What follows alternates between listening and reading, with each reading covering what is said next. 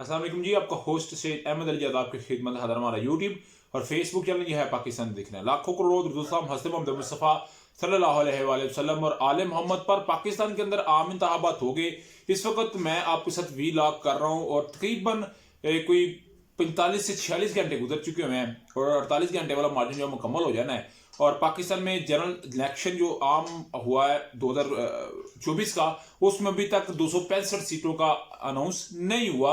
अभी तक भी 15 सीटें पेंडिंग है जिसका भी रिजल्ट अनाउंस होना है। मगर ये जो इलेक्शन है बहुत सारे सवाल को भी छोड़ गया। मगर याद रखिएगा, एक्चुअली इस वक्त तहरीक इंसाफ जो है उन्होंने 102 के करीब सीटें निकाल दी कौमी असम्बली की। 135 उन्होंने सूबा पंजाब की निकाली, क्योंकि याद रखिएगा जिसका पंजाब उसी का पाकिस्तान, ये एक स्लोगन है। ये मेरी बात याद रखिएगा। कल विक्ट्री स्पीच की गई मौसमी नवाज की जानिब से, जिसमें मरीम नवाज साहबा, शहबाज शरीफ साहब, मरीम औरंगजेब नवाज शरीफ, जिनकी उन्होंने पूरी एक टीयर फर्स्ट खड़ी की हुई थी। और हालांकि वो सेकंड नंबर के ऊपर थे तो उन्होंने पोर्ट्रेट किया कि हम फर्स्ट नंबर के ऊपर है। तो आज 2:15 के करीब जो है पाकिस्तान तहरीक इंसाफ के जो एक्टिंग चेयरमैन है मिस्टर गोहर अली साहब, उन्होंने भी स्पीच की।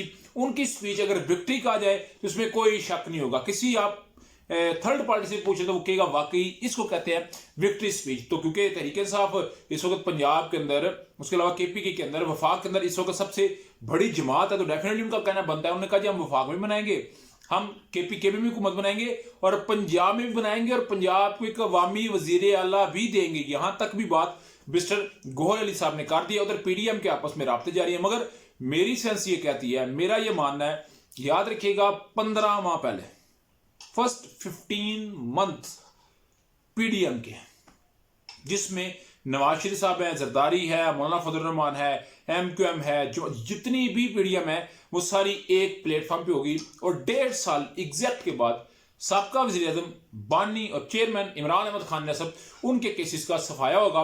1.5 साल के बाद वो बाहर होंगे। उसके बाद एक नया इत्तेहाद होगा, एक नई फजा होगी। अगर इस वक्त तहरीक इंसाफ आ गई तो याद रखिएगा बड़े बड़े बुर्ज तो 8 फरवरी को अवाम ने गिरा दिए और फिर जब इमरान खान आ गया तो वो उसको गिरा देगा। तो मेरा ख्याल है स्कोर सेटल करने के लिए, मामलात को सेटल करने के लिए, कुछ सुलह सफाइयां करने के लिए बाकायदा तौर के ऊपर जो है वो तलब किया जाएगा 15 माह के लिए पीडीएम को। उसके बाद इमरान खान साहब आएंगे और हालात हो जाएंगे। तो मैंने आपको पहले कहा था बड़े बड़े बुर्ज उल्टेंगे, तो वो उल्टे 8 को। आज मेरी ये बात याद रखिएगा, ठीक 1.5 साल के बाद आपके मुल्क के अंदर चेंजिंग आएगी।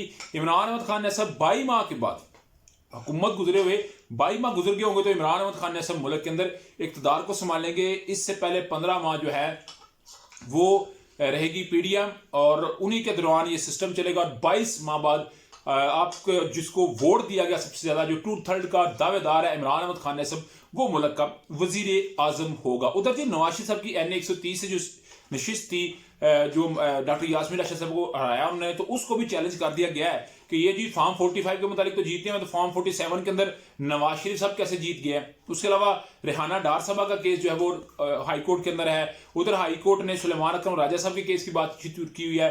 उधर अगर बात की जाए तो NA 148 में दोबारा गिनती की दरखास्त अहमद हुसैन दैड की तरफ से दे दी गई है कि जी यूसुफ गिलानी साहब किस तरह जीत गए हैं। NA 151 के अंदर दरखास्त दे दी गई है, NA 153 के अंदर दरखास्त दे दी गई है। और NA 88 खुशाब 2 में जहाँ पे मौजम शेर जो कि आजाद उम्मीदवार जीते थे, उनके 26 हलकों पे पोलिंग को दोबारा करने का कहा गया है, इंतखाबात को रोक दिया है। तो एक ट्रेंड सा बनता हुआ नजर आ रहा है, जहां पे बड़े मामला को डिस्कस किया जा रहा है। मगर आज ही शेख रशीद साहब की रिहाई होती है। जैसे ही इलेक्शन खत्म हुए हैं, एग्जैक्ट 2 दिनों के बाद शेख रशीद साहब की रिहाई का हुक्म ATC एंटी टेररिस्ट कोर्ट ने 13 मुकदमात में शाह महमूद कुरैशी साहब की जमानतें मंजूर कर ली हैं। 12 मुकदमात में इमरान अहमद खान ने सबकी जमानतें मंजूर कर ली हैं। मैं फिर कह रहा हूं मंजूर कर ली, जहां पे दूर दूर तक 7 फरवरी की रात 12 बजे तक, बल्कि सुबह कह सकते 8 बजे तक ये था कि इमरान अहमद खान ने सब के लिए 9 मई एक खौफनाक ख्वाब की तरह होगा, भयानक ख्वाब की तरह होगा। उसमें ये एक ट्रेंड नजर आया है कि आज बहुत सारी जो है वो जमानतें होती नजर आई हैं। डेफिनेटली आपके साथ डिस्कस करेंगे। अभी तक का व्लॉग तब तक की अपडेट थी। व्लॉग वीडियो पसंद आए तो चैनल को लाइक सब्सक्राइब अपने दोस्तों शेयर कर लीजिए। नेक्स्ट व्लॉग के लिए होस्ट हो जाइए आपका। हम अस्सलाम वालेकुम।